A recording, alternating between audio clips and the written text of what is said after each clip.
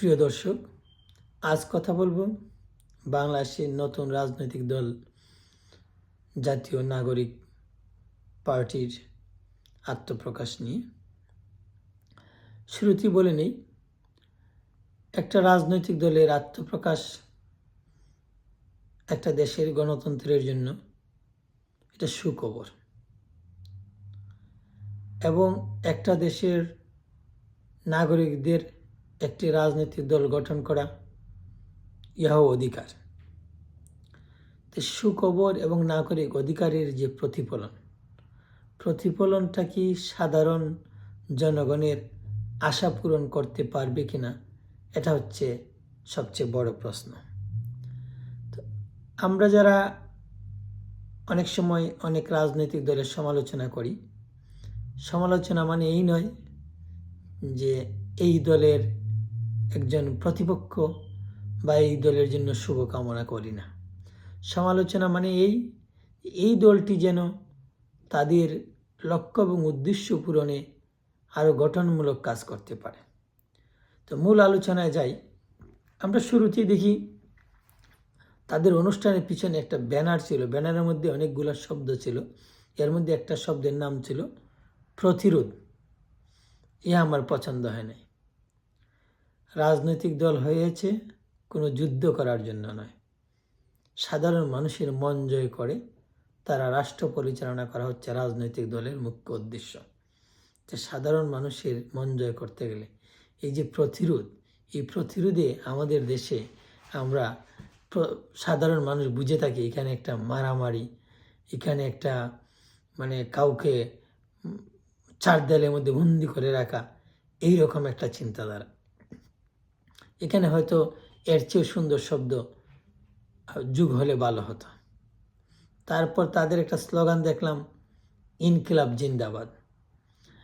ইনকিলাব হচ্ছে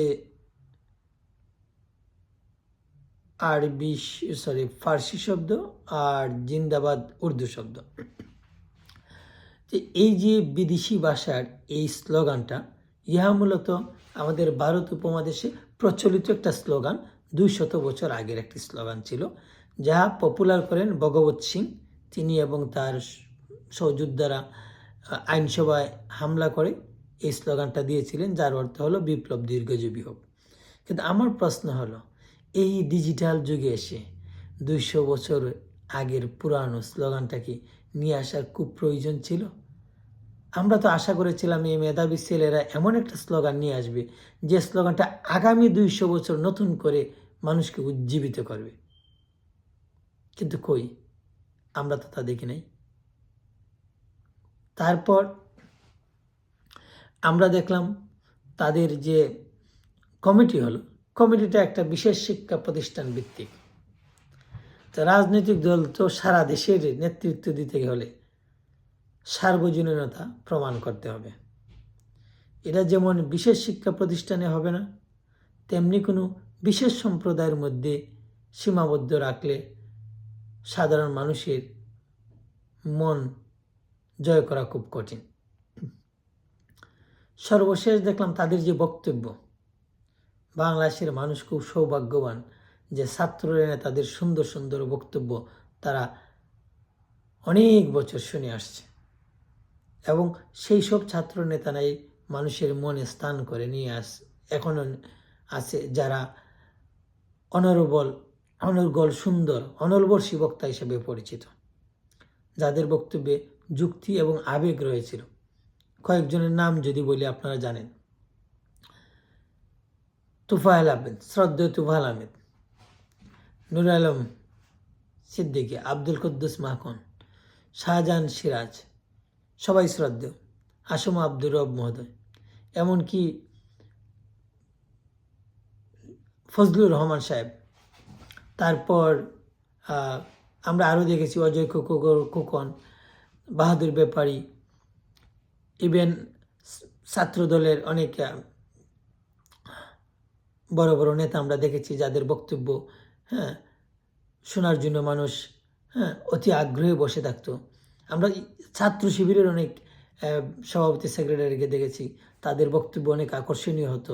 স্মরণকালে আমাদের ছাত্রলীগের যে সাদ্দামের বক্তব্য অনেক আকর্ষণীয় ছিল। সর্বোপরি ছাত্রনেতাদের বক্তব্যে আকর্ষণ থাকলে এটা বেশ মানানসই হয় আমাদের দেশের জন্য। কিন্তু আমরা দেখলাম যারা এখানে বক্তব্য রাখলো তাদের বক্তব্যের মধ্যে বিনয়ের বড় অভাব, তারা হুমকি, তারা যুক্তির চেয়ে থ্রেট বেশি দিয়েছে। তো এই বিষয়গুলো হচ্ছে এই সংগঠনের দুর্বল দিক। তাদের বুঝতে হবে যে একটা গণঅভ্যুত্থানে সব ধরনের লোকের যে সমর্থন তারা পেয়েছিল, ইয়া কিন্তু রাজনৈতিক দল হিসাবে গঠন করার সাথে পাবে না। এইটাকে অর্জন করতে গেলে দীর্ঘ একটা সংগ্রামের মধ্যে দিয়ে যেতে হবে। সেই দীর্ঘ সংগ্রামের যাত্রা যদি তাদের এইরকম দুর্বল হয় তাহলে ইয়া দুর্ভাগ্যজনক।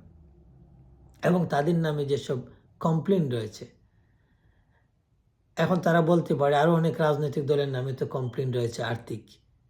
এই আর্থিক কমপ্লেন অন্যান্য রাজনৈতিক দলের নামে রয়েছে বলেই তো আপনাদের নামে যেন এই কমপ্লেনটা না আসে, এই প্রত্যাশা সাধারণ মানুষের। তো আজকের আলোচনার বিষয় হলো যে যদি রাজনৈতিক দল বাংলাদেশে টিকে থাকতে হয় তাহলে আপনাদের এই বিষয়গুলো সংশোধনী আনতে হবে, এই বিষয়ের উন্নতি ঘটাতে হবে। নতুবা আপনারা জানেন ব্যাঙের ছাতার মতো অনেক সংগঠনই অতল কব্বরে হারিয়ে যায়। যাই হোক, ভবিষ্যতে বলে দেবে আপনাদের অবস্থান কোথায় হবে। মানুষের মন্দিরের গভীর স্থান করবেন, নাকি মানুষ খামখেয়ালিপনার মধ্য দিয়ে আপনাদেরকে ছুঁড়ে ফেলে দেবে, তার সময় বলে দেবে। ভালো থাকুন দর্শক, আজ এইটুকুই।